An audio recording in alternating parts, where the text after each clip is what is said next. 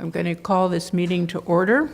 This is Thursday, February 23rd, 2017, regular meeting of the Board of Trustees, Santa Barbara City College. And we have all of our trustees present except for Jonathan Aboud, who should be here shortly. We also have Paul Bishop, who is sitting in for Anthony Beebe. At this meeting, Anthony could not attend today. Welcome to everyone. Thank you for coming. We always like an audience, and we have a couple of people later for public comment. But first, recognitions. Paul? Well, as you know, it's our long-standing tradition at the college to recognize employees for years of service. And today we'll be recognizing Ruth Holmes from Admissions and Records for 10 years of service. Michael Medell, would you please come down and lead us in her recognition?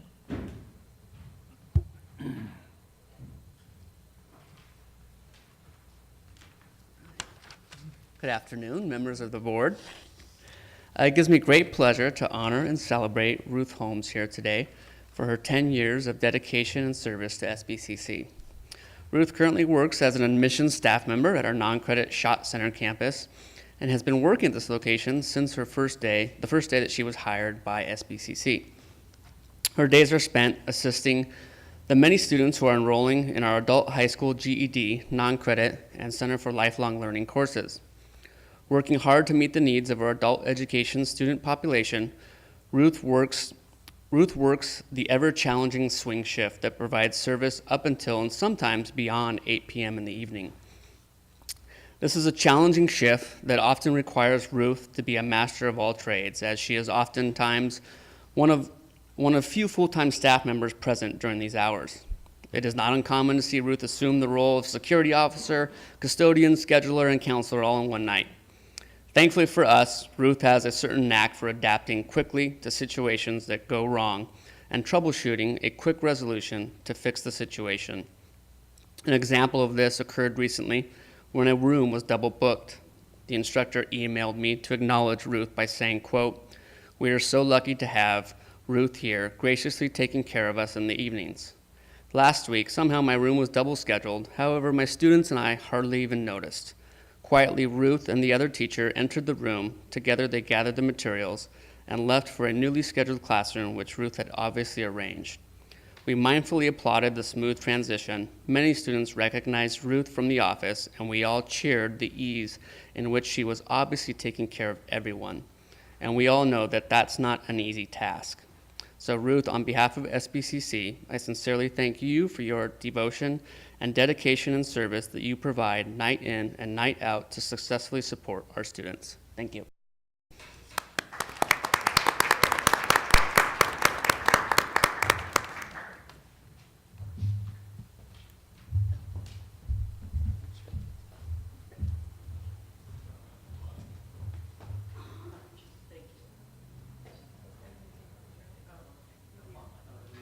Get a picture.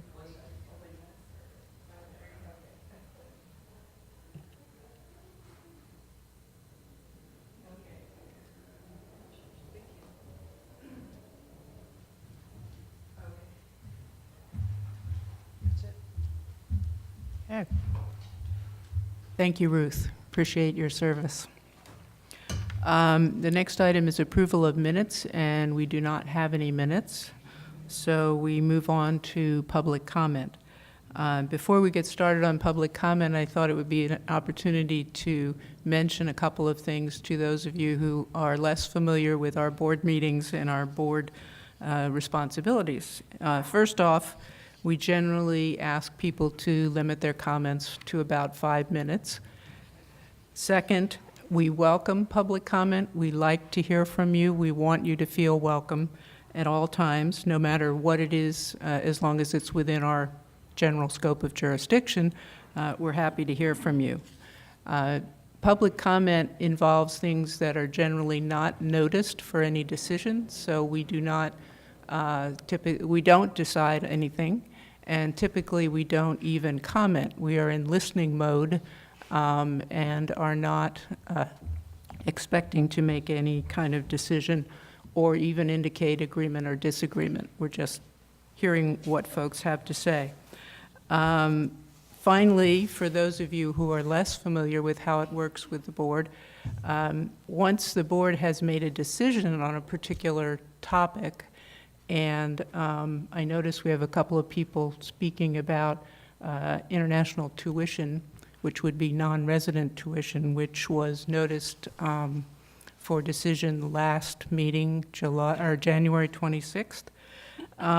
Once the board's reached a decision, the board acts as a whole. We are 7 individuals. Our ethics policy, I think, lays it out really well.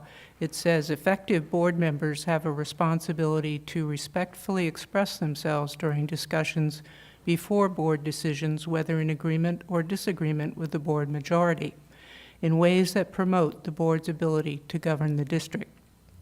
However, excuse me, however, once the board has reached a decision on a matter, then the board acts as a whole, and it is the responsibility of every board member to accept and support the decision that the board as a whole has reached. So these are just a couple of things that we tend to be more familiar with probably than members of the public, but I think it sets a context for where we are. We have 2 speakers, Sebastian Rothstein.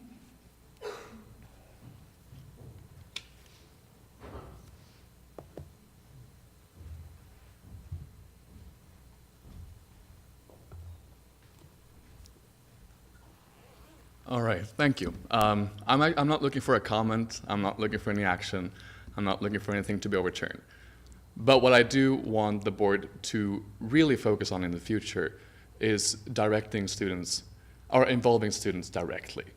As a direct result of the tuition increase, I started the International Out-of-State caucus called Education Without Borders, which has been getting a lot of recognition lately, mainly because no one really knew that this happened. And that's a real problem. It's not that not every SPCC student is going to sit and read through the agenda, and not through the minutes. I haven't seen the minutes from this year, actually. So it's really hard to actually know what's going on, except if you're reading one channel's article, for example. And so what's really troubling is that when I walked around and talked to all these people about what they thought about the increase, they had no idea that it even took place. And this is something that can make or break their career. Last semester, for example, I'm international students, of course, maybe you can hear from my accent, I had a very rough time with just getting myself through financially, having food on the table. I ate brown rice for like 20 days straight because that was the only thing I could afford and what has the nutrition in it. But to then come the following semester having the same financial struggles and realize that all of a sudden like a $500 increase has been slapped on my tuition like that without me having any input whatsoever is really, really bad, for lack of a better word. I feel like international students have been taking a lot of hate lately. Previous to this meeting, I was reading an opinion piece by Trustee Bloom a few years ago. She wrote about international students, and on the comments on the piece, there was a lot of people from the Mesa area who did not agree that we should take care of international students. And I really hope that it's in the board's opinion that we should indeed focus on taking care of international students here at the school. Lately, I haven't felt as though it's moving in that direction. A 10% increase is unprecedented to just go on and approve without any input whatsoever from students. I think that's where it goes wrong. I don't inherently oppose the increase. I inherently oppose not the students having a say in the matter. Thank you. Okay. Thank you, Sebastian. Here's my other one. Oh. David Penbecci.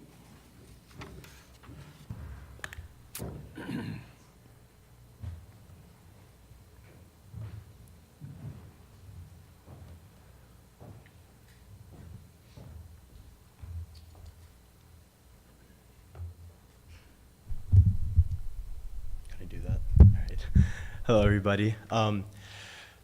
Just want to pick up on the last point. Just two main things, actually. First thing is on the tuition raise. It was raised $32 per unit. That's $500, give or take, per semester. I used to be an out-of-state student personally. I understand how hard it is as an out-of-state student, a former out-of-state student, to go through school in that kind of way. As we all know, the economy is not doing too well for the millennials. And slapping on more debt and more tuition onto students is most definitely not the way to go. We hear conversations about having universal education. We hear conversations about California making public colleges, community colleges, tuition free. This is in the complete opposite direction. And I totally understand you guys are representing your constituents. I'm just here on behalf of the students, on behalf of ASG, Our Revolution, SBCC ambassadors, to say that we're here too. The second point on that, which I find remarkable, is there was an outrage on campus about SBCC, ASG, giving stipends to their representatives. That's 60 cents on the dollar from the student rep fund. So I heard every single faculty speaking out about that. But then when we have a $32 per unit, $500 per semester raise on the tuition, I asked students in my ethics class, in my political science class, have you guys heard about the tuition raise? They said no. Have you guys heard about the stipend controversy? They said yes. Stipends is going to produce more output. There's an outrage on that. Hiring tuition and putting a burden more on students, I don't hear anybody else speaking on that. Not to conflate the two issues together, but it just says a lot about the situation that we're going through, the voice of the students, and how in some ways it is represented, in some ways that affect him more is not represented. The second thing is on international students and the cap on international and out-of-state students. Santa Barbara is a culturally diverse city. This school, when I first walked in last year, was extremely diverse, and I was really proud of that.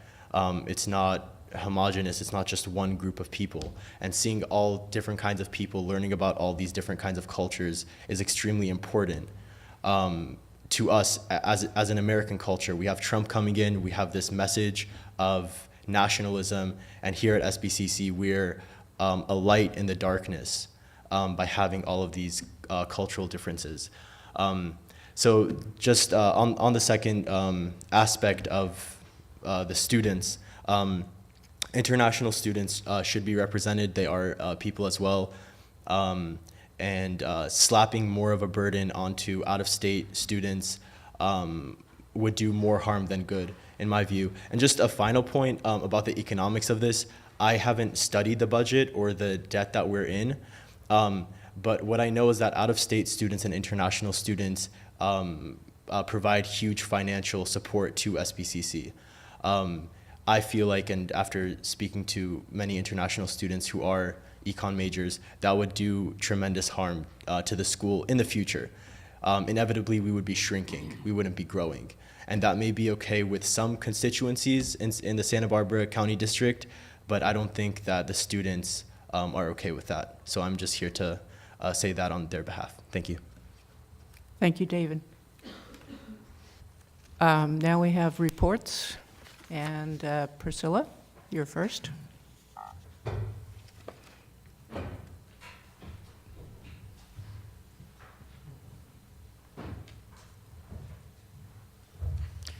Good afternoon, Board of Trustees and Acting President Bishop.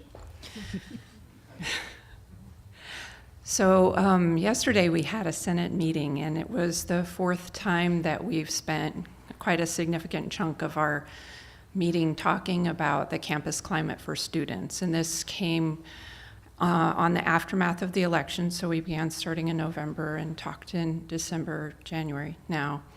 And some of the things we've been sharing, and I appreciate that Dr. Beebe and Dr. Jarrell have put out to our campus community information about resources for our students and have made very clear statements about the administrative stance in support of our students. We also appreciate that the board created a very clear resolution in support of providing student support for all students.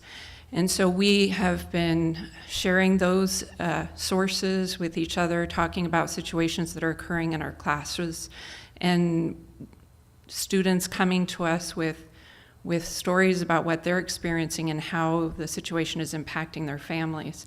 So at yesterday's meeting, we decided that we would create a work group to develop 1 to 3 events this spring semester, which might be in the form of teach-ins. It was interesting, one faculty member didn't recognize that term because she was too young, but to develop teach-ins and/or an event on a Saturday when we can invite a larger number of participants to take part, and of course, materials for our teachers around that. So our meeting ended at 5 o'clock last night, and between then and this morning, around 7:45, 2 of our senators noticed when coming to school that there were posters posted both on our campus and on the poles of the streets leading to our campus. And when they reported that to us, I'm proud to say that Dr. Beebe and Dr. Jarrell responded immediately in directing our Director of Security to remove those posters from the campus settings. And I'm hesitant to even mention the language of them. They were essentially white power posters, very hateful, and part of the reason why we feel we need to be speaking out and talking with our students and showing them that these are not the values that we teach and live by.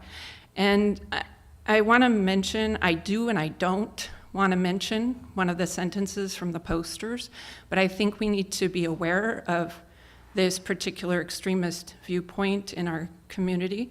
That sentence is, "Globalist traitors are destroying your race."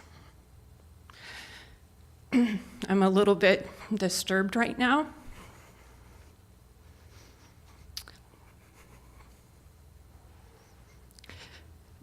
I think, we're talking about something more than just policies that exist on a paper. But I think in the policies we have, we're also sending a message. And the message of that poster was about isolationism and exclusion, about putting one group before another. And I hope it's not too strong for me to say that I think it does matter what our policy is on one of the items that will be considered today, which is 5012 on international students. And the faculty we actually created a resolution in spring 2016 in support of having a diverse student body and recognizing the great contribution from out of area, out of state, and international students, as well as our local students. We want to support all of our students.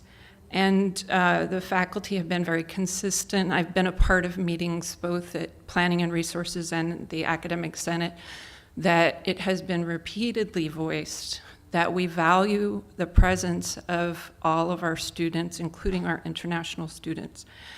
And so we are hopeful that in reviewing the policy today, we'll reaffirm the importance of those students on campus and not decrease the number that was established previously. I had intended to talk about some other things, but I think the specter of how we speak and what we do is the most important thing to draw attention to right now. We are working on other business, but this is what matters most. Thank you. Thank you, Priscilla. Dylan.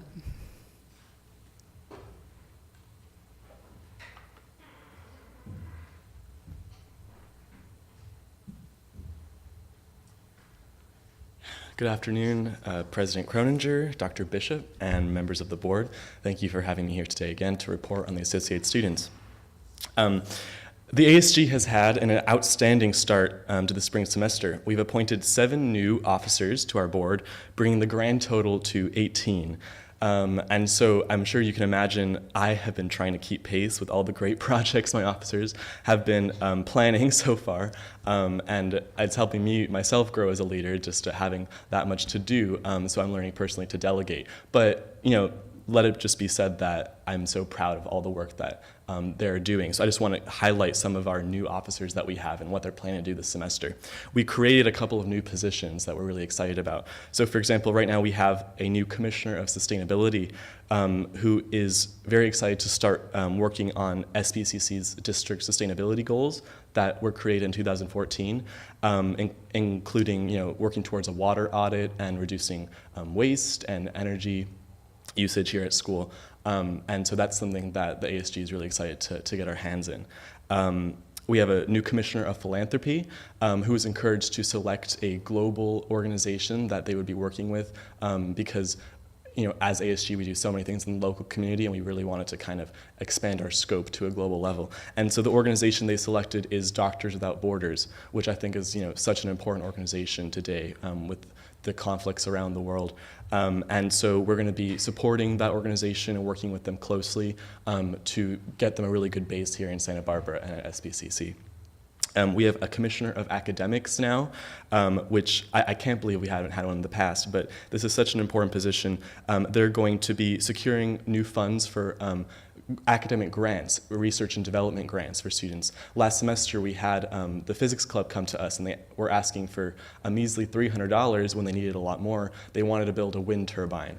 And so we wanted to fund the whole thing and we couldn't. And so that's just an example of something. We also want to do arts funding and all kinds of different stuff like that. So that's our Commissioner of Academics. And they're also working closely with the Faculty Colloquium, which is now a monthly event here on campus. I think that's really going to add a fabric to just the rich intellectual conversations we have here at City College.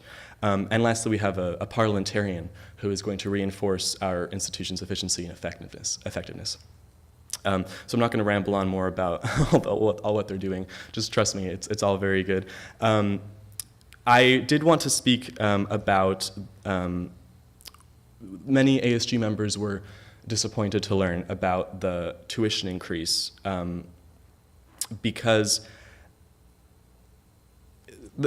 I really want to emphasize that it's not the content per se of the decision. We as ASG officers, just like the trustees, are an elected group of public officials. We get it. We understand the difficulties of balancing budgets and dealing with impossible deficits. We have some of those ourselves. And we understand what it's like to juggle the different interests and pressures applied by constituents. But in the end, both the student government and the Board of Trustees are working to build the best possible community college. I think we can all agree about that. And so it doesn't make sense for us to work independently of one another. And so in the future, I think it's really important that we reinforce our commitment to work together and to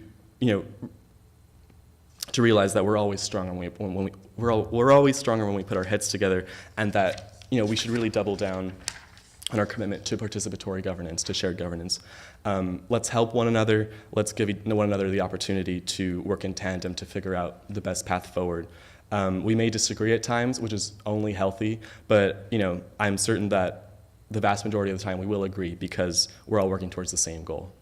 And one last thing, I did want to speak a little bit about the campus climate, as Professor Butler did. Shifting gears a little bit towards, if you guys have been engaged in the current news cycle, I'm sure you heard in regards to Title IX. So the Trump administration rescinded the Obama administration's interpretation of Title IX in regards to gender identity and gender expression. So federally funded schools are no longer required to accommodate transgender students, gender nonconforming students, gender queer students. Last week, the Board of Trustees passed Resolution 17, much to my I was so happy when I heard that.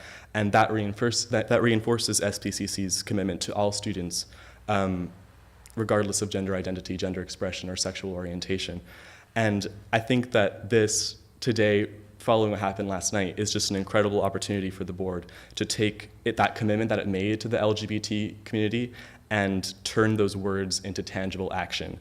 Many schools in California have created gender-neutral bathrooms on their campuses to be there alongside traditional male and female bathrooms.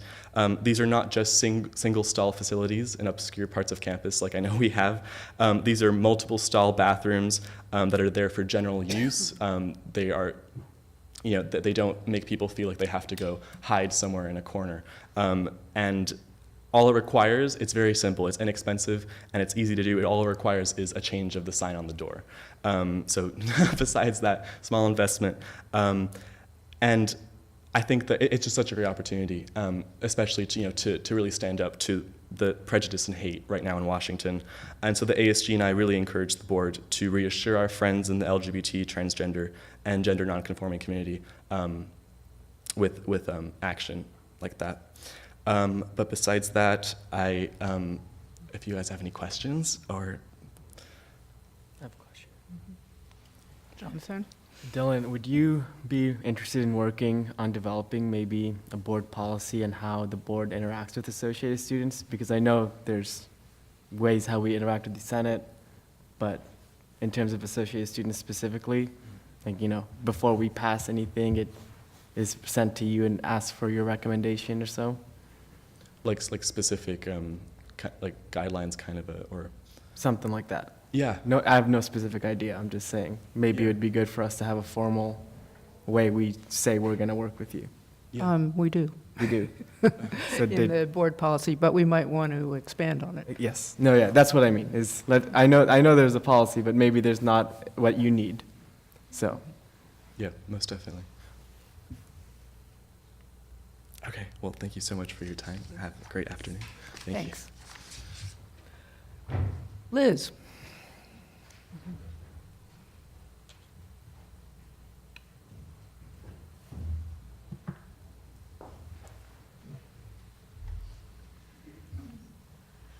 Good afternoon, President Croninger, members of the board.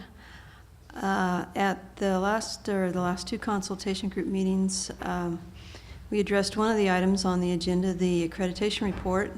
Robert Else was kind enough to come and give us a detailed explanation. One of the items pertained to classified staff evaluations, so it was important for us to hear the details, and he spent quite a while with us explaining everything, so I wanted to thank him for doing that for us.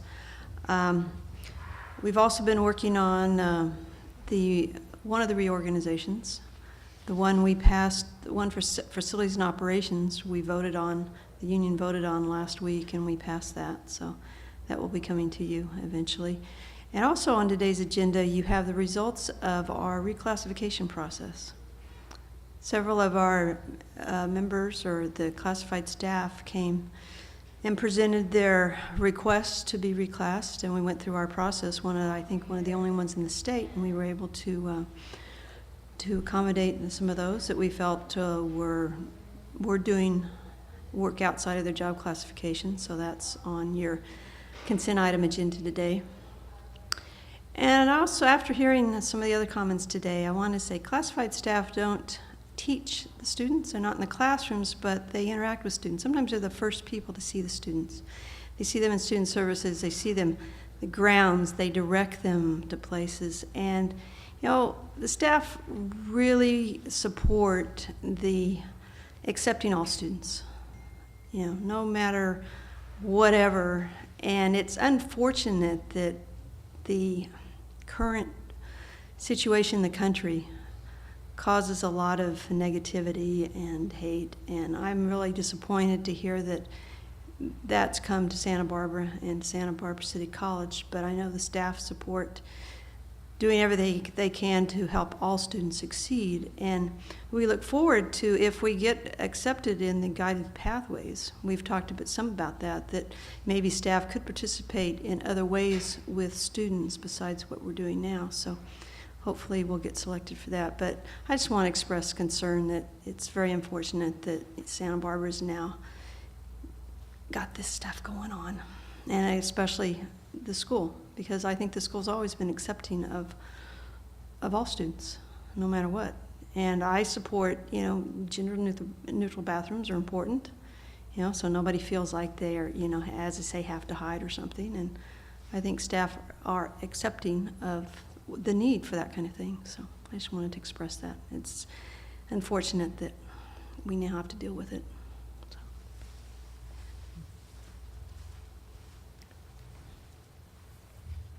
Thank you, Liz.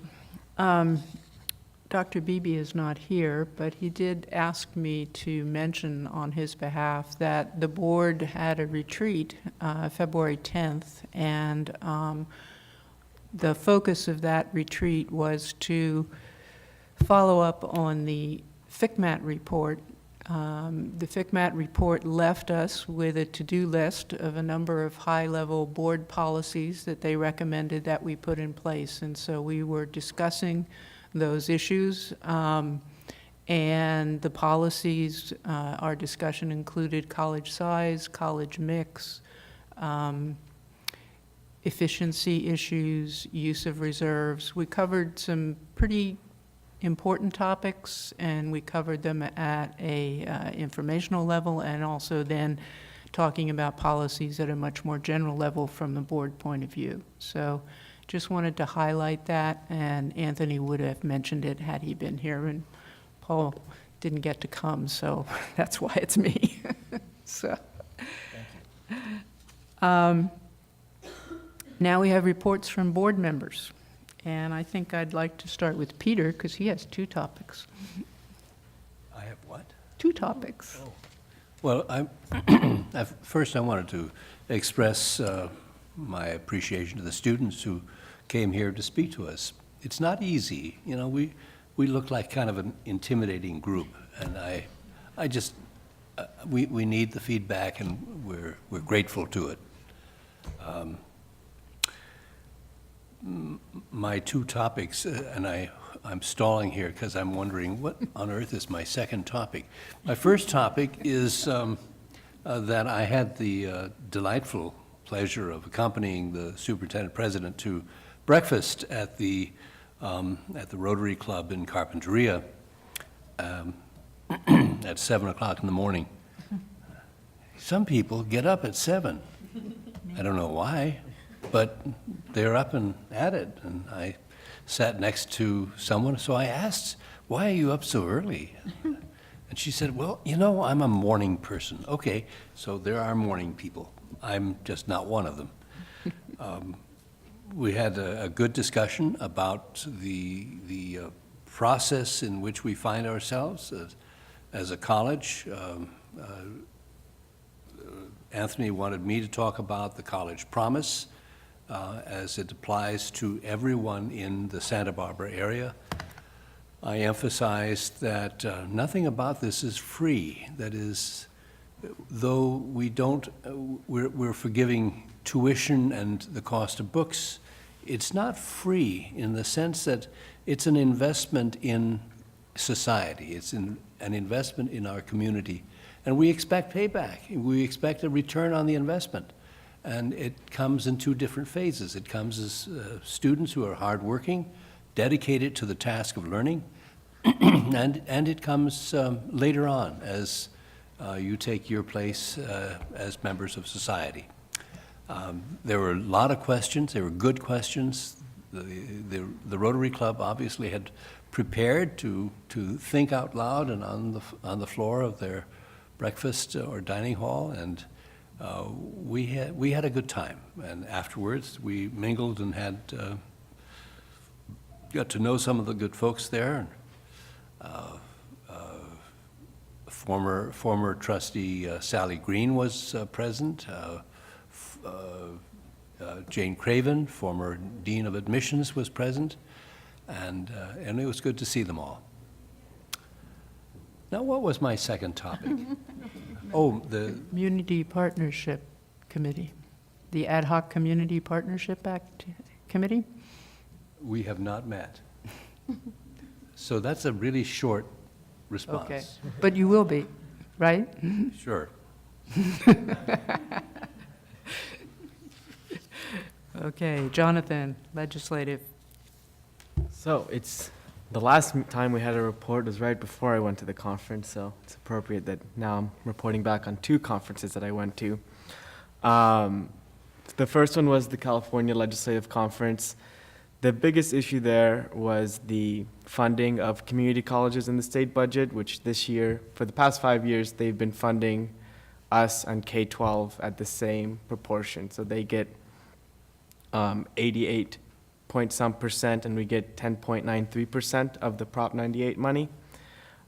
This year, they're giving us 10.87, which is a small drop, but it's $44 million for the whole system-wide. And that's the main issue that the California Community College League has identified that we go after. So it is $44 million. Who knows how much that exactly affects us, but that's $44 million. So if you just divided it up equally, it would be like 500,000 per district. It's obviously not, but on average. The more exciting conference, though, and the one where I learned a lot and got to do more, at Sacramento, I wasn't able to meet with legislative staff because they were busy that day, but I can do it in the district since I know some of those people.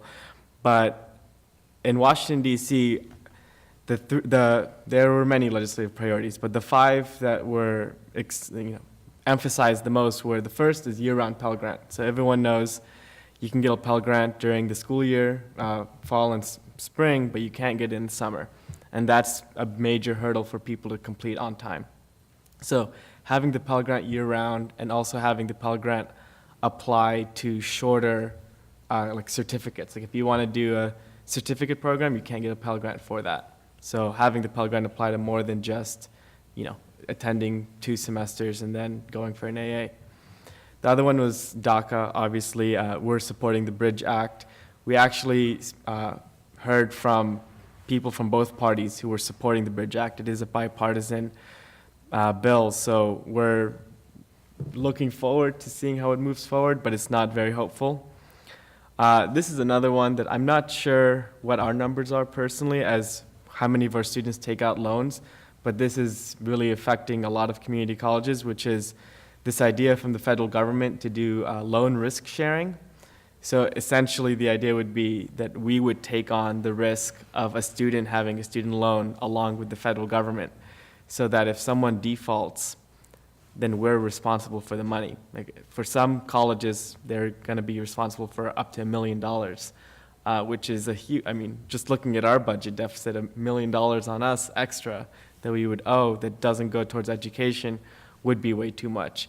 And it also puts us in a weird position where we want to accept all students, but then some students come with a risk that we then have to take on. It creates a weird dynamic that we're the Association of Community College Trustees and American Association of Community Colleges are both firmly against. And that's one that has a lot of support in both parties because it looks good on paper that the risk sharing sounds nice. So that's something that we need to keep pressure on our California legislators for. Another one is kind of related to what we talked about at our retreat. I was really surprised that this was something that everyone else was looking at, was workforce investment, so having federal funding for workforce programs. And also standardizing the reporting mechanism. So we have to report whenever we're using federal money, so does every other college, but there's different reporting standards. So having one standard would help everybody have an easier time, spend less time making reports. And then the last one, and this also affects more so our working students, are usually older, which is the American Opportunity Tax Credit. Expanding that, because if you're 18 and you're still dependent on your parents, you're not filing taxes, it's fine. But if you're 32 and you're going back to school and you have a child, this is actually a big help to people. And if you're getting a Pell Grant, you can't get an American tax credit. So having people be able to get both, having people be able to get more from the tax credit if you're going to school while you're working, was another important one. So I personally met with staff from Representative Carbajal, who's our congressperson, and also in a fluke of a small world, staff from Senator Chris Coons' office from Delaware, which was good because no other trustee was there from Delaware. So we got to give them our information as well. But they both went really well. Both offices are extremely supportive of everything. I wasn't selling anybody on something, but I gave them the resources of knowing that there's the organization we're a member of, the Association of Community College Trustees and American Association of Community Colleges, that they're there in Washington, D.C. for help. I also met with a bunch of other members of legislative staff, just unofficially off the Hill, and lobbied them as well. So our message got around to a lot of people. That's the the actual legislative stuff. Does anybody have any questions about that? Because then I have a second part about our legislative agenda and what I've been researching. Any questions on? Okay. So the next part. No. Next. I was just going to say, those are some fairly significant issues, and it's Yes. good to hear about them. Yeah, no, the risk sharing I didn't know about previously, and it's a serious issue. And I know Fresno College specifically is really grappling with this, so it could be a major issue in California.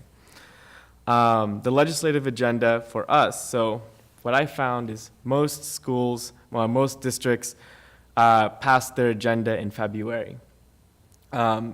That's after the deadline, though, for new bills to be introduced, so I don't know why exactly it's in February. I would like to find that out, and I still need to. It's just hard to get in contact with some people. But it is, and it's after both conferences, so it would be happening at this meeting, let's say next year, but that would be after the 2 chances to go lobby are over. So that doesn't make sense. So I think what we should do is look at spread out the process over the year. So in December, in our meeting in December, we pass what other districts call legislative priorities. It's just like board priorities for the year. It seems to be formatted exactly the same. They do it the same way we do our board priorities. We talk about those generally. You have your legislative liaison go, or anybody who goes to the conferences in Sacramento and Washington, D.C., be able to speak on those as BCC and as the national organizations. Then in February and March, when we have specific bills in the legislature, we can then look at those at a meeting, and if they're relevant to us. So Dr. Beebe sent us the one on Friday of the community colleges. They're expanding the BA program. If that's something that was affecting us at the time, like let's say next year we wanted a BA program and that's when the bill was being introduced, that would be something we would discuss at that meeting and maybe show support for to move forward. Then another time in May and June when bills are actually going to a vote, and when the governor's budget is released, or the May revised. So then if there's anything, things have been pretty calm lately, but who knows what's going to go on 5 years from now.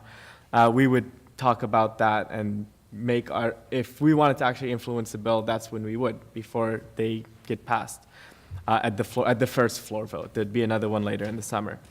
And then another one would be in October, which would be a summary of the bills that have passed in California and in Washington, D.C.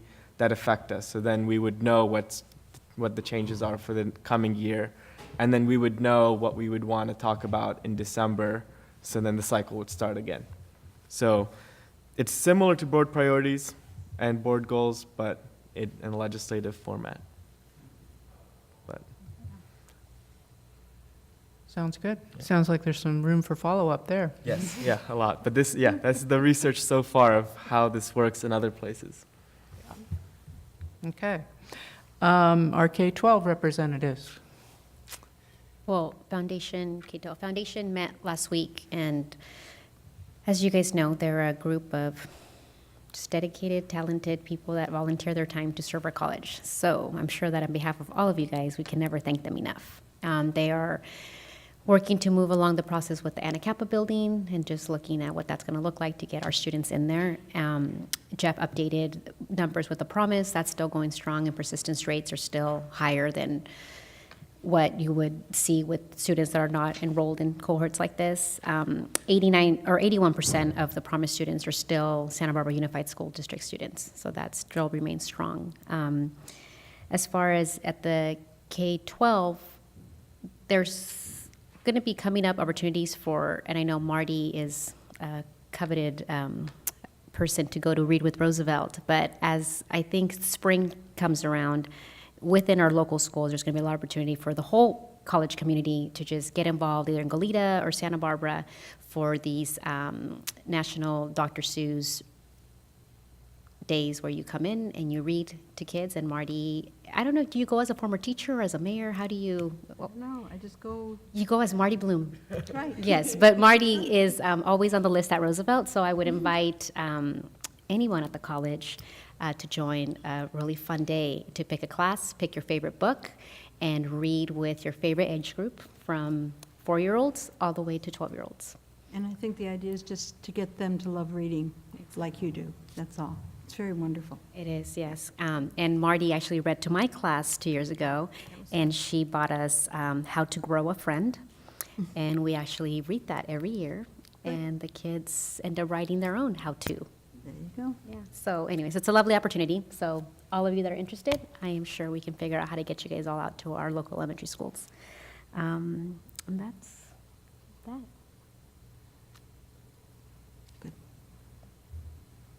Okay, that leaves the Mitigation Ad Hoc Committee, and we are having a meeting with Janet Wolf coming up March 3rd, I believe, so that's our next meeting. And scheduling a couple more after that. Should circle back to the whole board with some recommendations following those meetings, I'm hoping.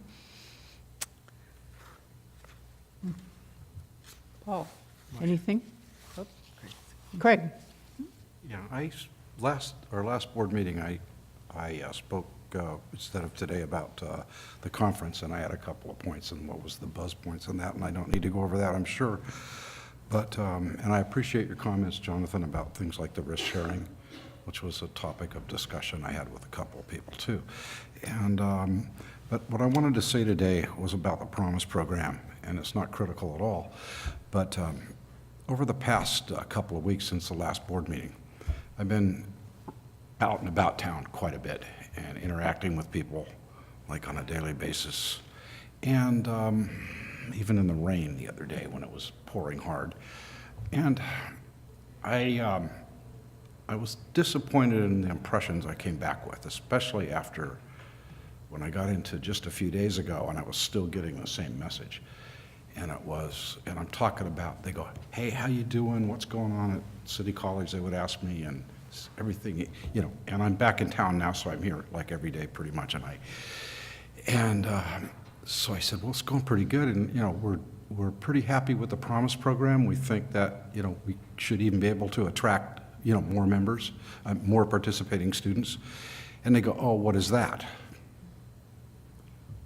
And I'm going, you know, we did all this publicity and all this outreach, but I got that like 12, 15 times from different members, you know, in the community. And I thought, you know, I was just disappointed. It was just an impression I had because of the people I was in front of, but it wasn't just one or two people. And so I thought I'd share that with you because as good as we are, there may still be room for improvement in getting the message out. And I'm glad I had the opportunity to tell them about the Promise program and how to look it up.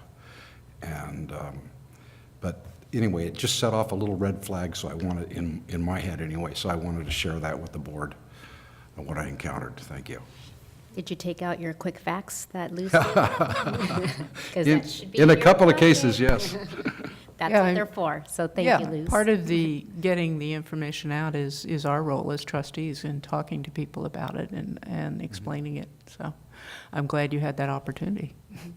Marcia, I did want to ask, as you know, you mentioned the conferences, Jonathan, and I know the conference that's coming up in May, and I usually go to the May ones because that's what the academic calendar allows for me. But this one, correct me if I'm wrong, Angie, but, and I don't know how many of us are planning on going, but I did want to get a sense if we are planning on going. It is a really expensive one because we have to fly into Tahoe, rent a car that's going to sit in the hotel for 3 days, and trucking. And it just was a bit more complicated than, and so, like I said, I usually do the spring ones and I can drive. I mean, they're usually in Santa Barbara, or local, not Santa Barbara, I'm talking about, you can drive from Santa Barbara. I would still honor my commitment of doing my due diligence for the spring ones, but I don't want to go if somebody else wants to go. So I think that Angie can tell us the numbers, but it ends up being a really expensive conference just to get you there. So I'm going to opt out of that because I can always get the documents online.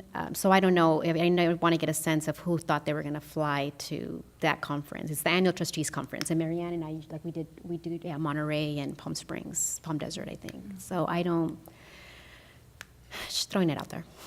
I would concur. It seemed like a bit expensive. Greg? I'm sorry.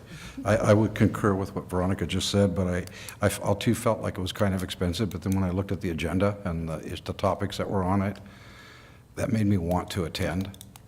I do believe that that they could maybe go a slightly different direction, selecting a location to help control the expenses. And, you know, maybe we should not go and just read the stuff online, and maybe they'll get the message.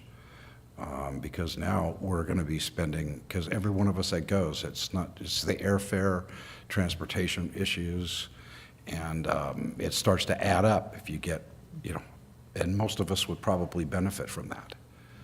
Well, in this one too, it's not like they're just trying to put the trustees up at the Ritz-Carlton. So Peter and I went to this one 3 years ago, and I was like, what in the world? When they built the Ritz-Carlton, the economy was really bad, and so nobody was booking it. So the league got on it, and so they booked it for really, really cheap. So I don't think that they'll have a conference at the Ritz-Carlton after this, but they happen to have booked them because nobody was booking them, and the hotel wasn't even built. So the hosting district, smart of them with the league, got on it. So I don't know that you'll see another trustee conference at the Ritz-Carlton. So just so you know, it's not like they were charging us Ritz-Carlton rates. It was just more of like the airfare, just kind of logistics. I think you drove, actually. But with the weather, I don't know. So anyway. Well, it's a good point, Veronica, because I think we, like everyone in the college, need to be conscious of cost. And if this one is more than we should take on at this time, that's something that we should consider. Okay.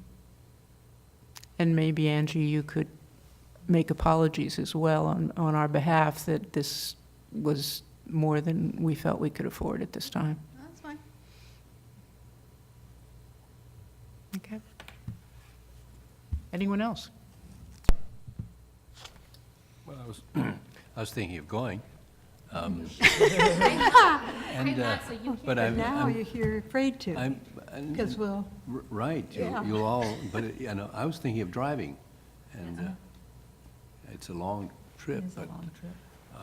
flying, as I recall, the connections to get to Truckee were awful, and therefore, you know, I think that the time on the road would be about the same as the time in the air.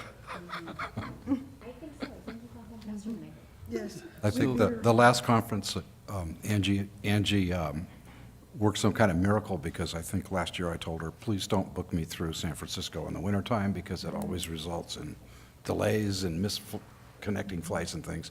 So I got flown to Phoenix, and then Phoenix to Sacramento. And honest to God, I really could have driven an hour quicker. You know, I mean, if so anyway, that's kind of if this stuff. body wanted to pass a resolution suggesting that we're choosing not to go for cost reasons, that would be one way of sending a message to those who are planning next year's conference. Well, for purposes of this meeting, it's just discussion, but Right. if there's a feeling that we should maybe make a statement, a polite statement, I think. I really feel the league conferences have been much better in recent years than our early experience, so. Okay, other thoughts or comments? Okay, we've gotten to development of the consent agenda. Just to briefly review this for folks who are members of the public and may not understand what we're up to. We generally take the a series of items that are fairly routine and familiar to us.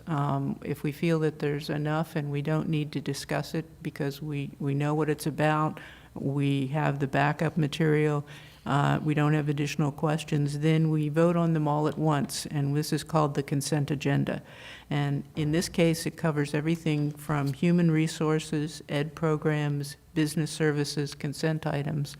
So that would be items 7.1 through 9.4. And the first question is, does anyone want to pull any of those items for further discussion?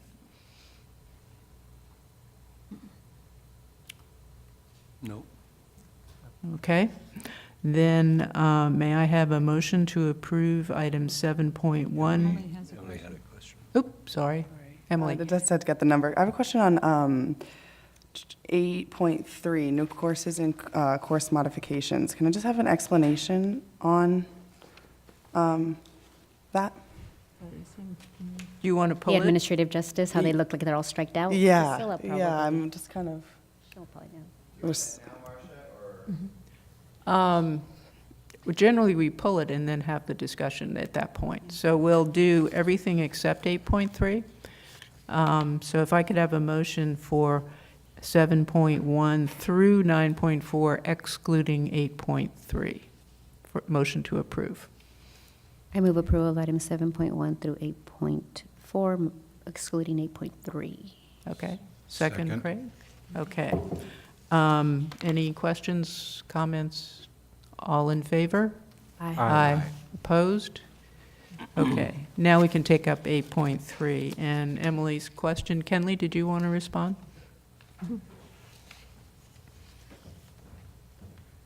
It's funny because Craig and I also talked before this, thinking we didn't quite understand it either, this so, looks a little, yeah. yeah.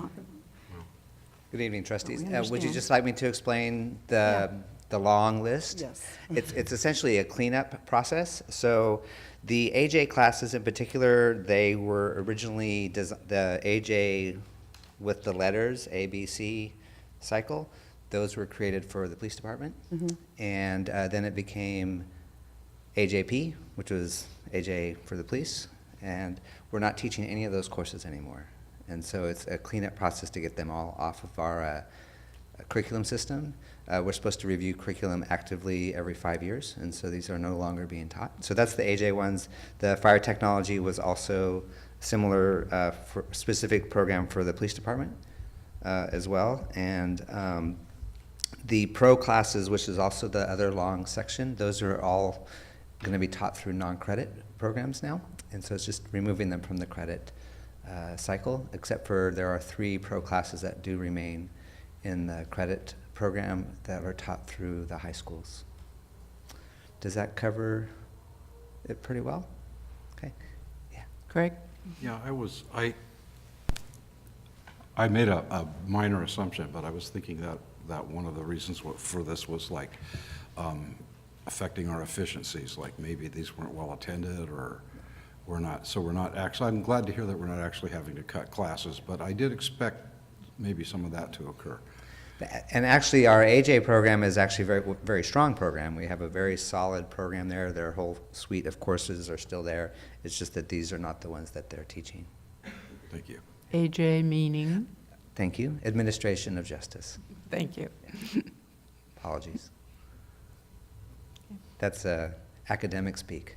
I know. Not everyone knows those special words. Yes. Okay, motion to approve 8.3. Jonathan, second. I second. Mary Ann, any other questions, comments? All in favor? Aye. Opposed? Okay, 8.3. Now that takes us to business services action items, which is item 10. And the first is a resolution, budget transfer between major objects. May I have a motion? Actually, probably we can take both resolutions together. The second one is augmentation of revenue. So could I have a motion to approve Resolution 22, 1617, and Resolution 23, 1617 together? I move approval of items 10.1, 10.2. Okay, Second? second, Marty. It's a resolution, so Angie? Trustee Gallardo? Aye. Trustee Abud? Aye. Trustee Kugler? Aye. Trustee Croninger? Aye. Trustee Nielsen? Aye. Trustee Hasland? Aye. Trustee Bloom? Aye. Student Trustee Gribble? Aye. All right. Next, we have reports and information. This is accreditation follow-up, the second reading on our accreditation report. Robert?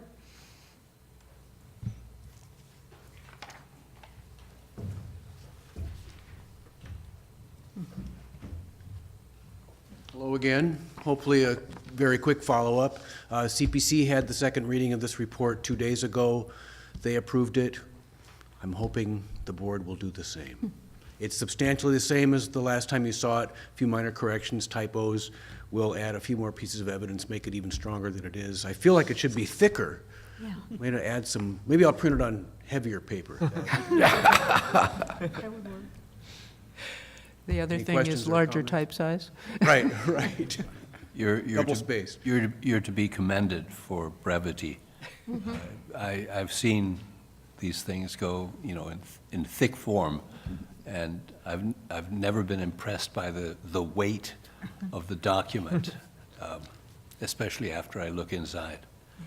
Well, one should practice the golden rule when writing these things, Yeah. because you don't want to have to read something that's full of fluff. So this is hopefully the real deal. Oh, good. Motion to approve the accreditation follow-up report. Jonathan, a second? Second. Oh, everybody wants a second. We'll get Peter this time. Okay, all in favor? Aye. Opposed? That's good, thank you. You have your report. Thank you. Next item is 12.1, Board Policy 5012 on international students. The recommendation is that we review it, and the basic recommendation behind that, which we discussed at the retreat, is to leave it as is as we grapple with our current budget situation till that falls out and becomes clearer. Peter? I move approval. Second. Craig? Second. Any comments? Jonathan? Do we want to change the month that we review this now? Because I was just we thinking that. decided that January was not a good time. You mean February instead? Yeah, whatever is best. I mean, I don't know what is best for the college. February may give us a little more room to discuss whatever's to discuss. That's the problem we had this time. Right. Or we table it like we did this year, depending on what's going Table on it with every Lindsay and her team. Yeah.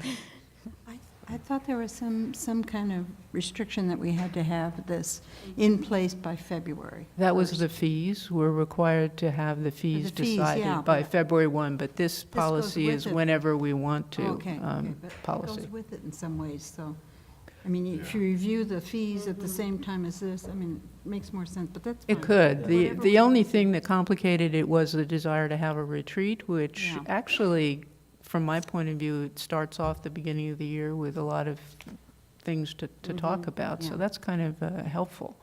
But it's, getting it done in January is tight. Well, I'll motion to change January to February. Okay, so you made the original motion, or Peter seconded. Are you both comfortable? Could we say no later than February? That gives us the option of doing it earlier Okay. without challenging us too much. Best of both worlds. A Jonathan, you okay with licensed that? procrastinator not to, huh? Okay, so we have an amended motion to change the language to no later than February, and with that, any other comments?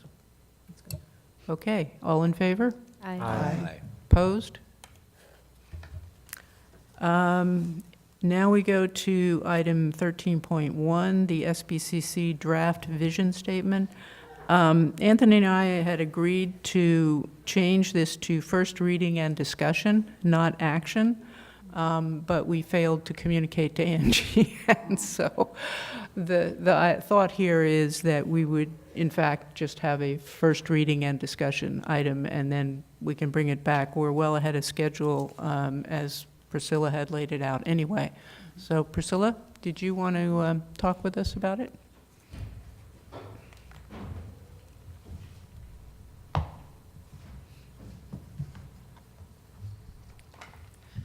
So the thing that I'd like to draw attention to the most is that development of this vision statement was a very inclusive process that involved a whole lot of people. So there's a listing of dates on here about the particular events that occurred, but just briefly to summarize, in fall semester, when President Beebe came in, he introduced this idea, noticing that we didn't have a vision statement, and asked us to consider what that might be.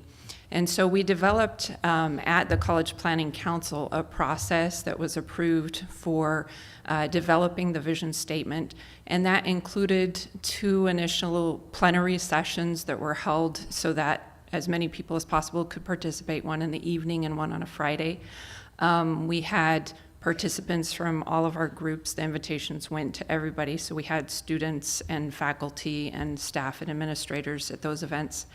And at the events, we talked a little bit about what a vision statement is, and we asked groups to get together and talk together about what powerful words or ideas really resonate with them in terms of how they see the work of our college.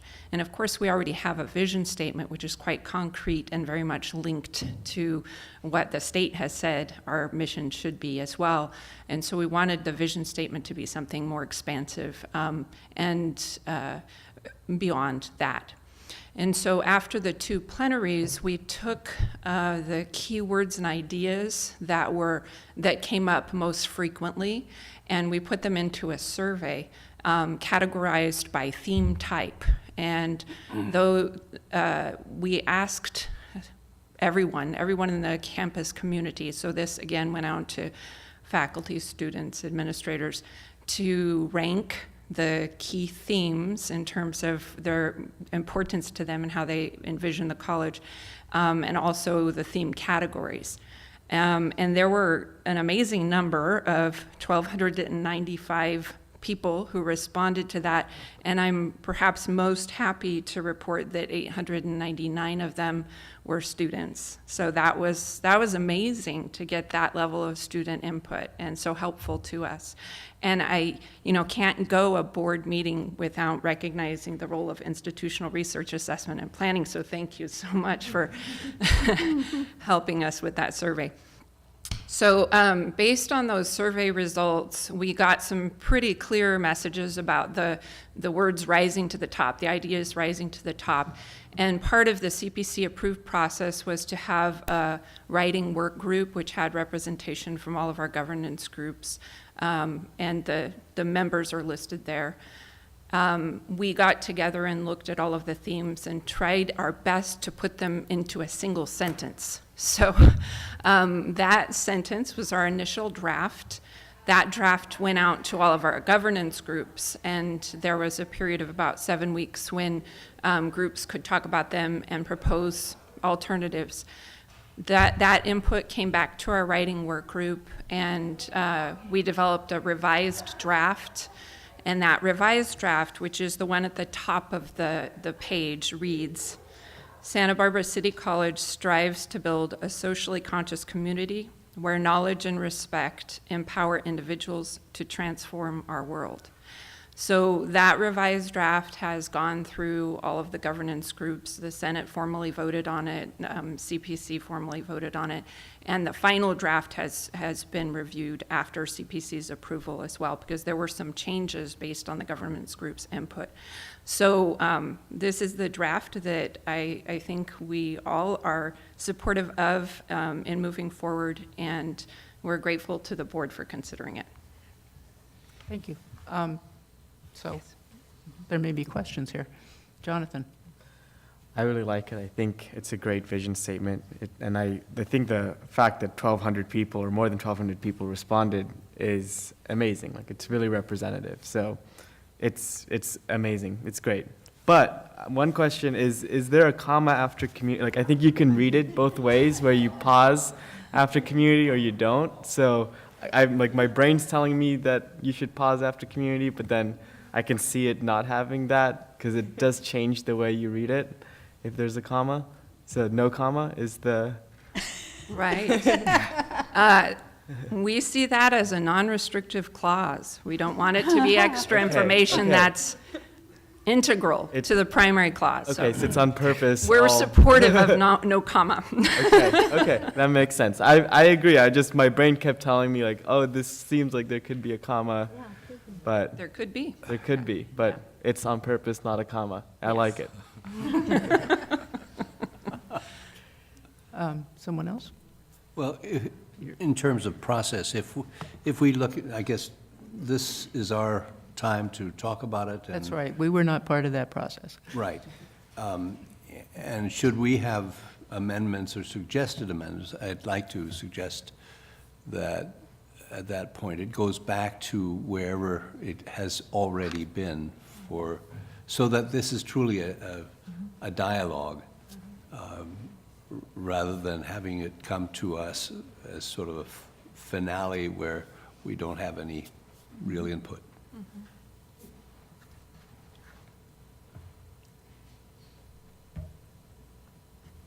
And Marty? would we take this up for a vote at our next meeting? Is that your We intent? could, or if it goes back for more stuff, I don't know. I mean, this is not a deadline sort of thing. There's a schedule, but it's not Right. hard when and we, fast. When we developed the timeline, we wanted to make sure that the board had at least 2 opportunities to review it and give input on it. So the timeline is now yours.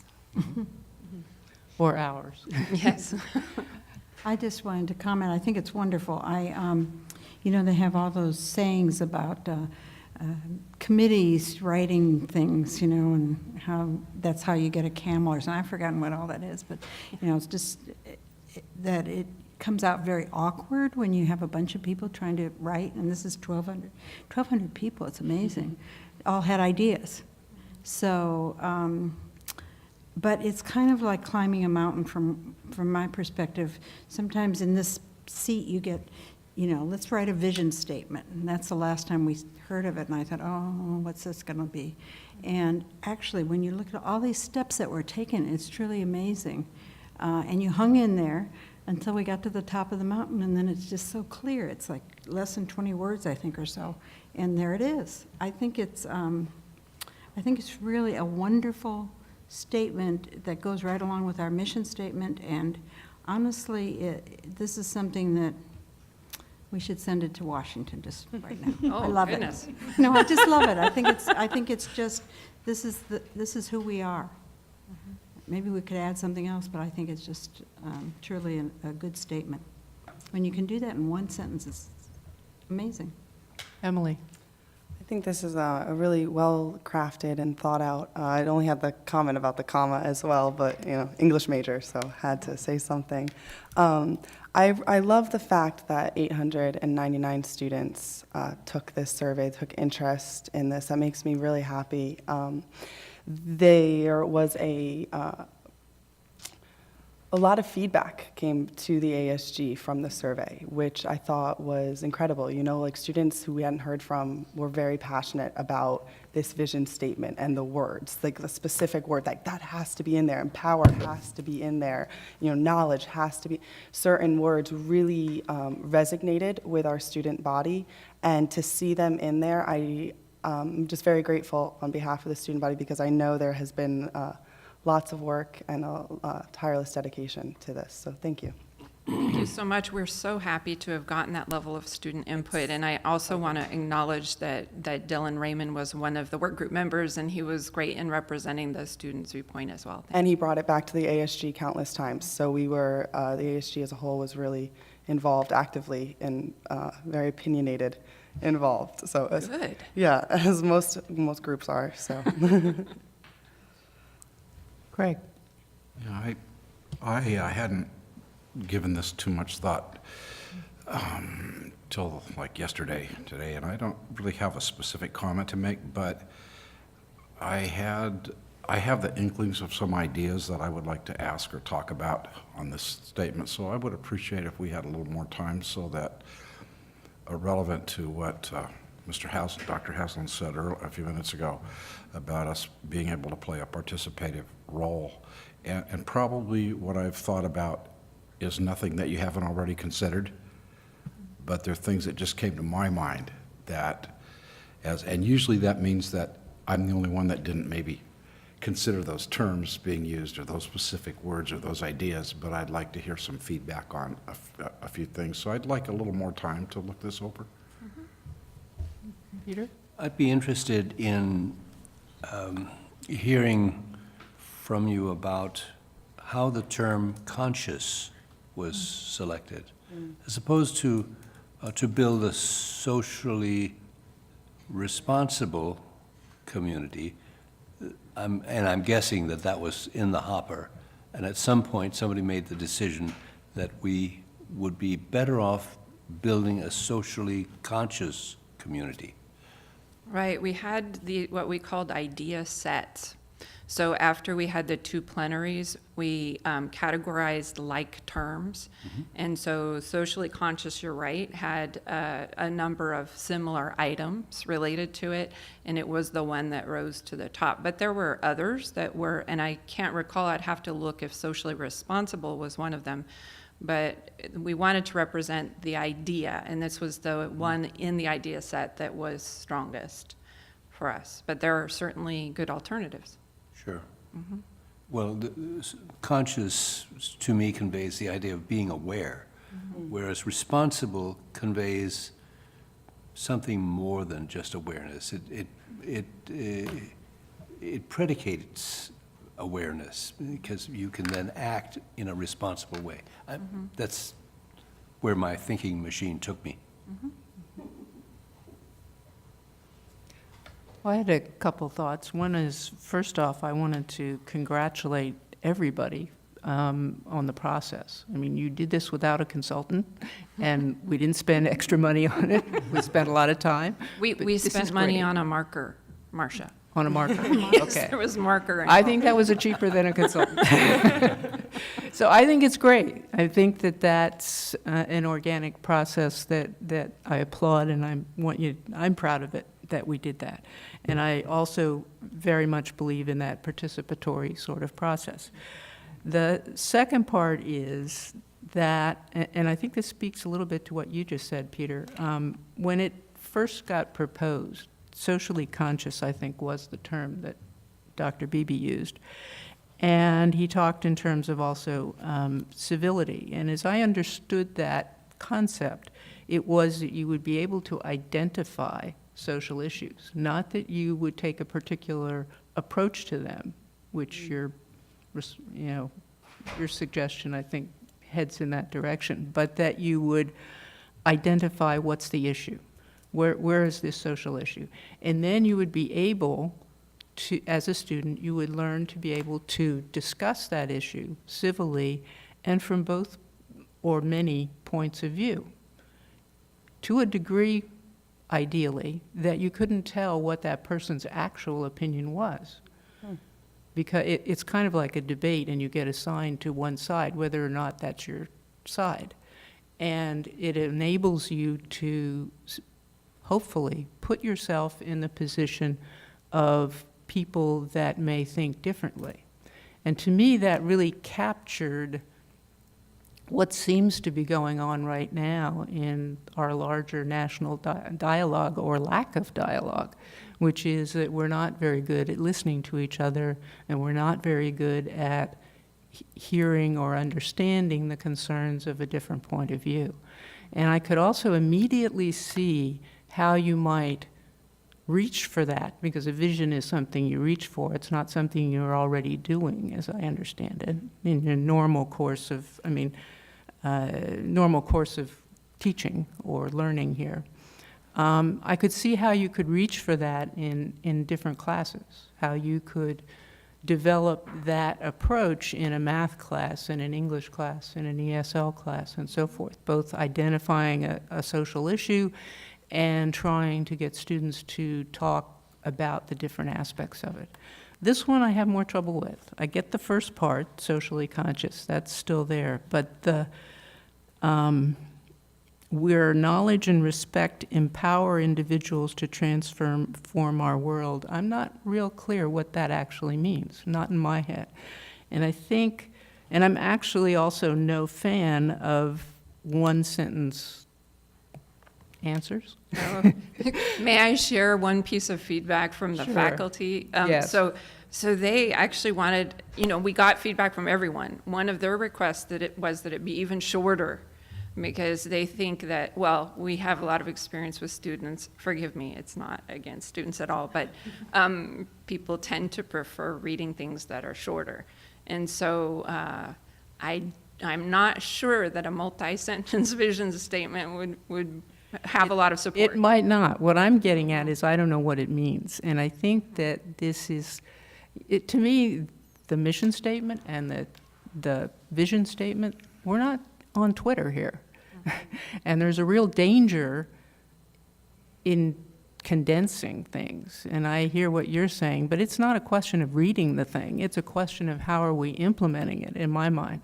So I'm interested in what discussion faculty may have had, or perhaps if you want to discuss it some more, how would you implement that second half in your class? I think I know how you would implement identifying social issues, but knowledge and respect empower individuals to transform our world. How is that different from what we're already doing, and how would you incorporate it in math, English, ESL, physics, etc., to implement that vision? And I'm a little worried also about the empower word, because it feels like our national discussion is a lot of people jockeying for power rather than listening to each other. So those are kind of the things that run through my mind as I look at this. And I don't mean to be critical so much as to say I'm not there in terms of understanding it, and I would appreciate maybe more feedback on how you would implement it and what it means. May I address that now? Absolutely. Okay, thank you. So empower was very important to all of the groups. Again, these were based on idea sets, so think about 6 or 7 words that have similar meanings, which one is the best one, right? So there's a lot of context. This is many, many hours of discussion, right? Mm-hmm. But one of the important aspects of empower is the way we look at education. In a traditional model, the student is the empty vessel that we as the great authority figures input knowledge into, right? And that's not the model that we as educators follow. We believe that it's transactional, that we are both co-constructing knowledge, that the student is equally, or at least more, sometimes more important in that process. We want students to see themselves as truly volitional agents of change. And so particularly, this also links, believe it or not, to equity issues, because Luis Geraldo, our Director of Student Equity, was one of the members of the writing work group, and he argued very passionately and persuasively, and it didn't take, we agreed already, but it was very important to him to include language that recognized that not all of our students come to our institution already with the sense that they have the capacity for change, the capacity for a particular path in their life.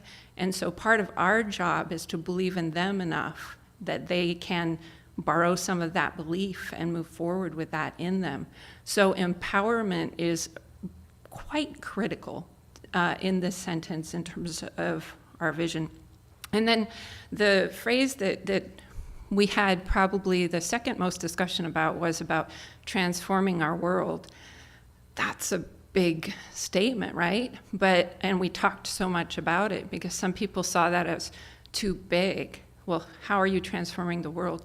But the discussion, if I could summarize that discussion, it was that it links to the prior idea. If every word we speak, every action we take, everything we do, every relationship we have, if all of those things have some potential impact, we all are changing the world all the time, and we need to think about how we're making those changes. So it's linked to that idea of, what is that? Someone knows this, the butterfly effect, right? The butterfly flaps its wings halfway across the world. It affects something somewhere else. We wanted to capture the idea of an interconnected world in which all of our actions matter, and we recognize the import of those actions. So yes, it's a lot to try to capture in a few words, but that was our intent. And for that second part, I know there are other words in there that you might have questions about. We had to include something about knowledge or learning or education, so we definitely need knowledge in there.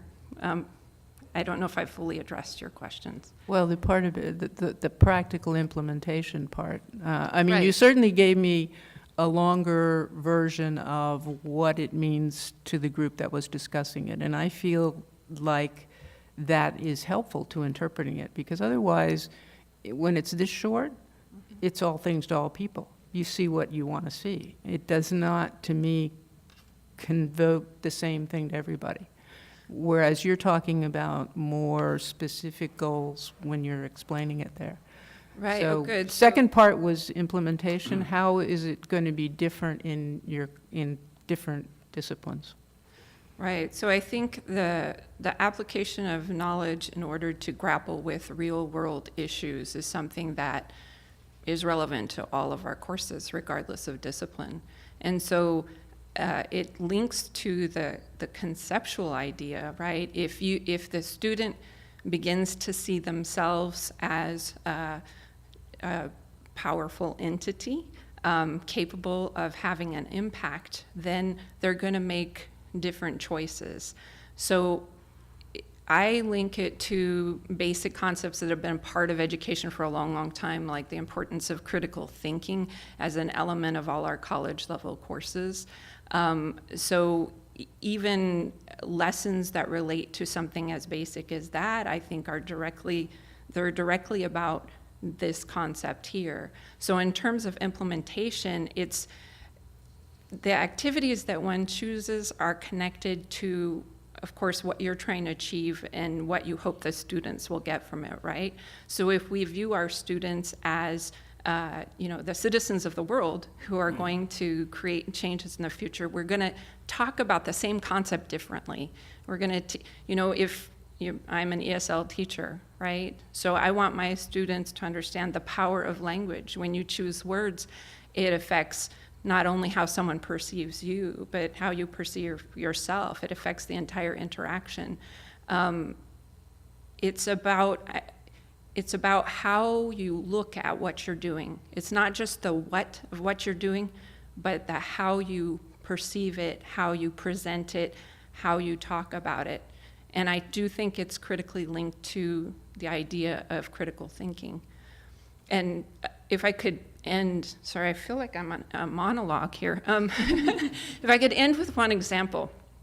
So at our in-service in January, Dr. Jarrell and Dr. Geraldo and I did a faculty forum, and one of the things we wanted to address was this campus climate issue. And there was an example that had been given at one of the brown bag luncheons, which are student equity events that Dr. Geraldo had organized, where a student reported that in a speech communication class, and no aspersions to our speech communication faculty who are amazing, but she reported in one particular class that they had been given an assignment to talk about a controversial topic and make an argumentative speech about it, and they were free to choose any topic. The student reported that one of her classmates had given a speech about immigration, and their argument was, and this was the language used, illegal immigrants are bad for our country.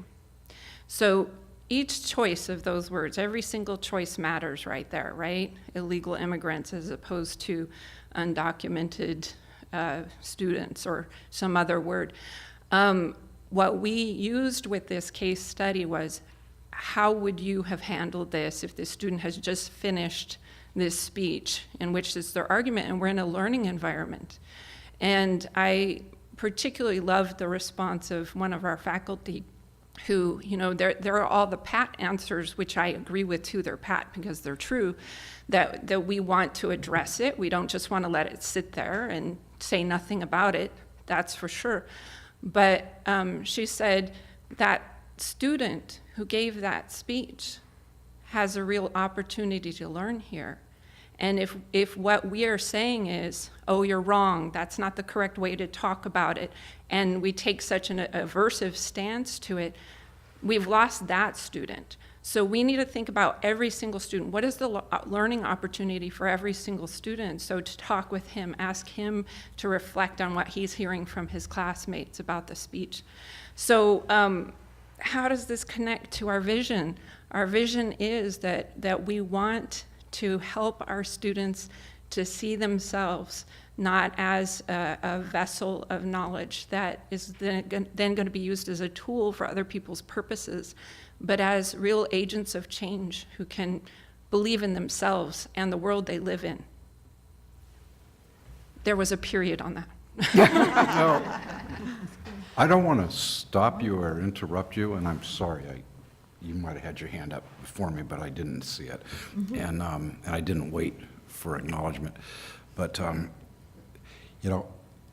I think it would be really interesting to take all the words that you just uttered, and I loved your monologue, and I thought it was apropos, and I would sit here for quite a bit longer to listen to your thoughts on the process, because that's what we needed in the presentation of this to us, to really understand where it's been and how it was evaluated and why it got to be what it is.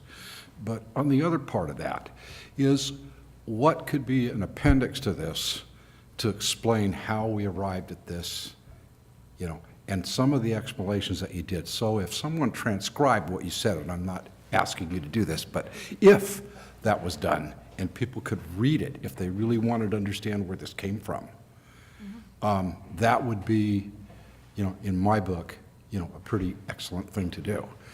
And I really, really do appreciate your taking the time to add to it, to help us understand. And it might help us focus the time we have to spend on it, and I'm sure we will, but it will help us to focus, even more deeply. I'd be happy to write a paragraph describing the process more, a short paragraph. Oh, no, I was thinking 2 or 3 pages. Yeah, to me, it's not the process. I know what the process was. Okay. It's the thought behind it, which is what you were getting at in your discussion just now.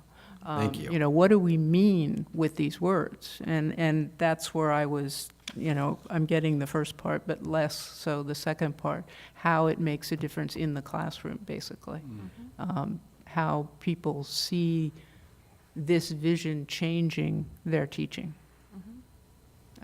Marianne? As you might guess, I've seen, probably 500 vision statements in educational institutions, and this is one of the best I've ever seen. And one of the reasons for that is most vision statements talk about the ideal student is the student that learns everything that we teach and then goes out and uses it to make a living or build houses or whatever. They tend to talk about the subject areas. And this one talks about learning to think and then behave based on what you have learned to think.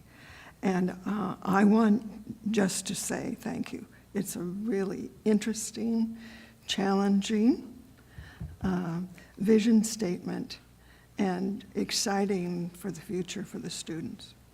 Thank you. Peter, you're next. Just a comment about the distinction between process and product. I think the process is more important. The product, the final version of this, whatever is voted and approved, sits somewhere. And my fear is it gets forgotten. The process of getting it put together is, I think, infinitely more interesting. And if anything, I'd love to suggest that we do this as a campus once a year. Just have a look at it. Think about it. Is this what we mean? The same thing with our mission statement. I worry about an ossification process that sometimes happens to really brilliant approaches, as this is. I like this. I like it very much. The more I think about it, the more I think I don't really want you to explain it to me. I want to be able to explain it to myself. I love that. I love that. That's what language should do, is invite you to explore the idea here. Okay, I'm happy. There's your intro. You're That's happy. enough said. And if you're happy, I'm happy. Peter, she just turned my desire for a 3-page explanation into 1 sentence. Very good. Emily? I think in the, to just kind of put the topic about how would we implement this in the classroom, I think the knowledge and respect empower individuals to transform the world has, at least in my opinion, I've been seeing a lot more of that being implemented in classrooms this semester.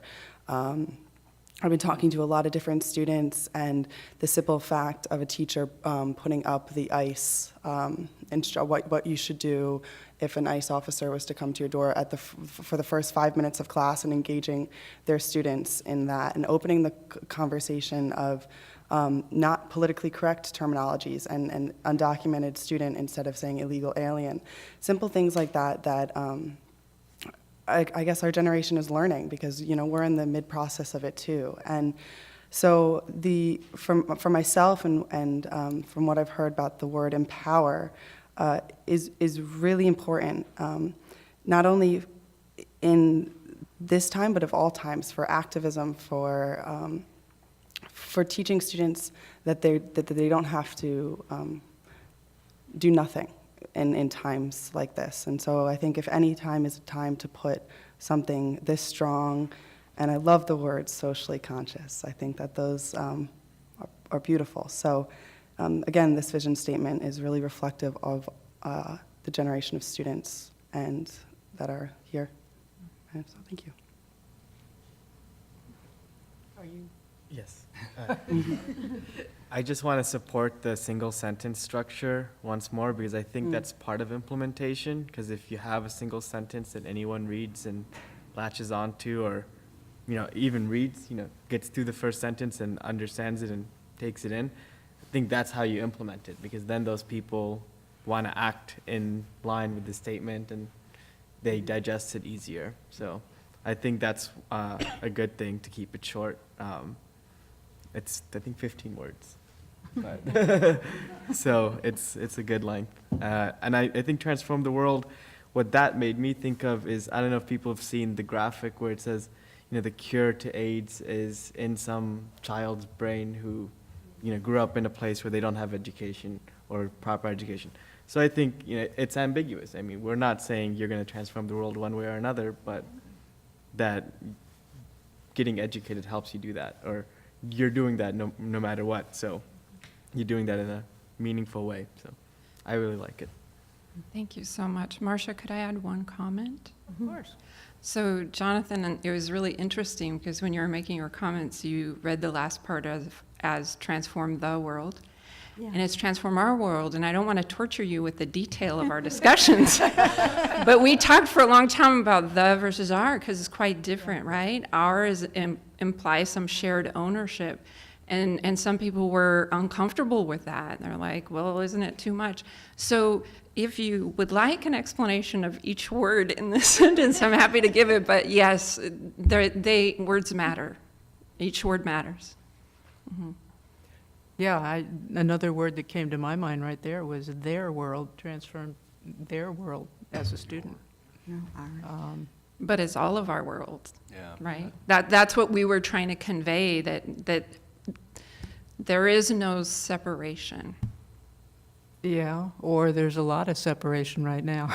That's my concern, that Right, we but are not, we are looking at we're looking through a particular lens, and I share that lens. But I'm worried that we lose other viewpoints if we are too focused on a particular viewpoint. That's all. on that. Veronica, you haven't said anything. I've said nothing.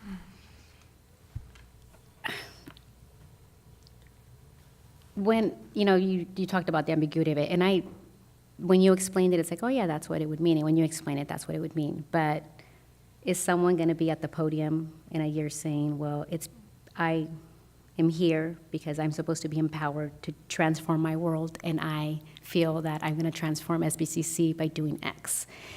My thing with a lot of this is that, unfortunately, someone's going to want to be empowered to transform the world based on the way they feel the world should be. And by that very act, now you've transformed someone's world that was just fine.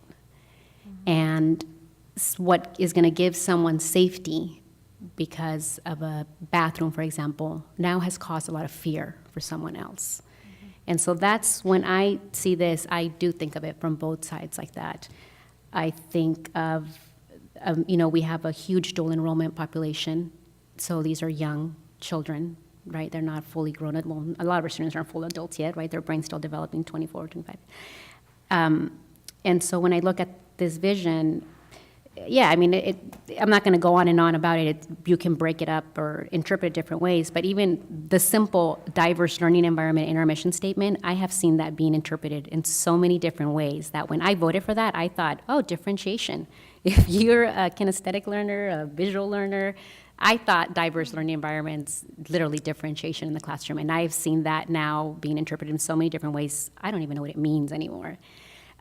So when it comes to something like this, it depends on the minority that's there. Are you going to have faculty that are going to empower individuals on a more conservative point of view or on a more liberal point of view?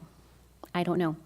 And so that's just what public education is, and this is a public institution.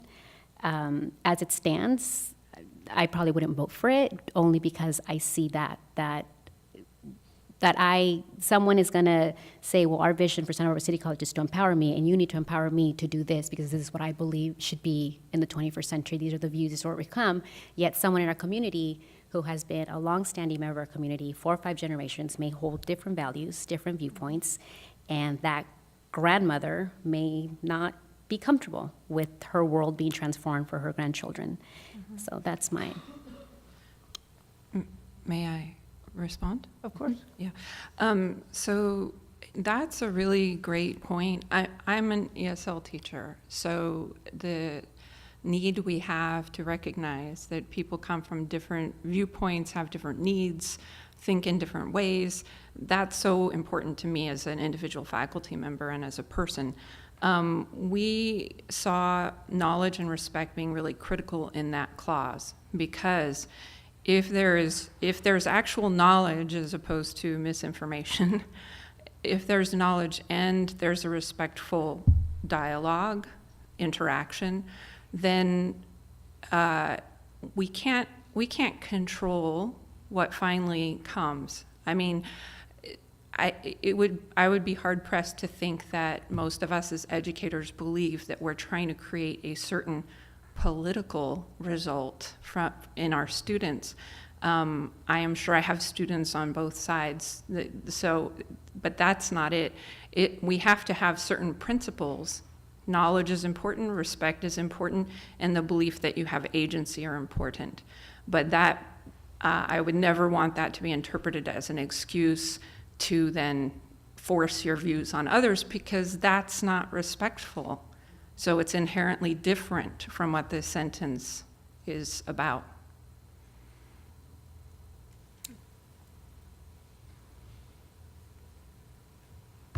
Cool discussion. Thanks. Thank you very much. Thank you, Priscilla.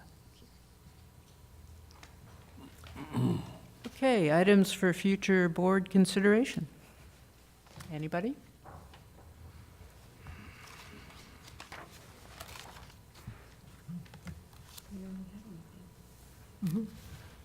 The retreat was good. It was like so comprehensive. We have nothing.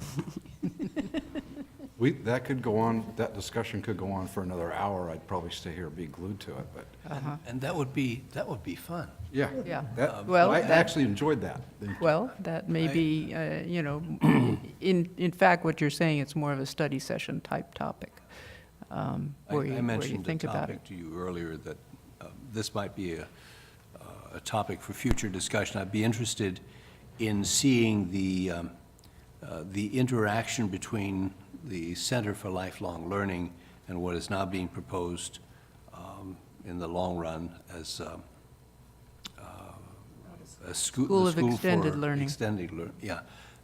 So how do those two entities work together, or are they two entities? Maybe they will, is there a fusion of the two? I think it's a very exciting process, and I really want to be supportive of it. As everything I hear from my part of the community has been very supportive of it.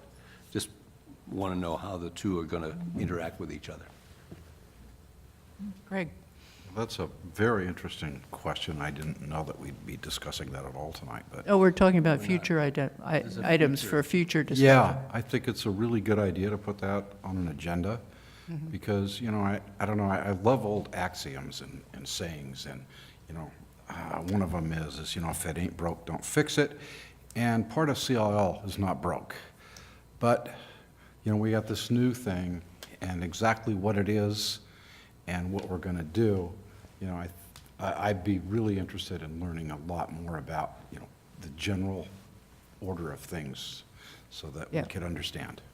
I think it makes a lot of sense to have Anthony give us an overview of the School of Extended Learning and how it relates to CLL and all of that, but I'm not quite sure they're ready to do Okay. that yet, so. I didn't think so. Item for future agenda, sounds perfect. Mary Ann? The mission statement was mentioned in the discussion, and it does not actually match. I mean, they don't fit together very well. Not that we should rewrite the mission statement, but I wonder if our president would consider talking with the faculty. Well, it has the same risk that Peter mentioned earlier, which was the risk of ossification. So, you know, it may be that we should give it some discussion time as well and ask for similar discussion time. Priscilla, you can't comment back there. You have to come up. No one will hear you. Better be careful what we wish for, guys. Yeah. I'll be brief. We looked at the mission statement, and we looked at mission versus vision. So mission, as we understood, is the nuts and bolts of what we do on a daily basis. We teach these kinds of students, these kinds of classes, right? The vision is what we hope our impact in the world is. So to say they don't match, right, they're different, but they're supposed to be different, I think. Just to clarify, what I meant was the length of the mission statement, which is, quite a bit longer. You would not memorize that, very likely, to use it in a speech for a community group or something. The length of it, and it's not quite as elegant now as it seemed. I participated in that. I'm not being critical of it at all, but it's not as elegant as your vision statement now. I would certainly say it's well worth revisiting in a discussion mode, and whatever, that would certainly include participatory process, so. I mean, it sounds like you got a lot out of the process of working on the vision, so. Jonathan? Yes. Is there a date set, or looking like it'll be set soon, for the meeting with the Student Senate and Foundation Board? Because I know the students, No, like, we don't get have to dates finals on that. pretty We soon. have to, yeah. The students particularly are on a particular schedule. Yeah, we'd have to do Good that point. probably in March or April, or Yeah. April would be late, I think. Yeah, we have Would a be- joint meeting with the Academic Senate traditionally coming up, too.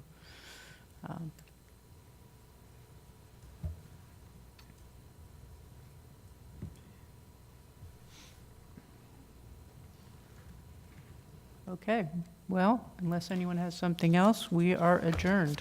Do we have something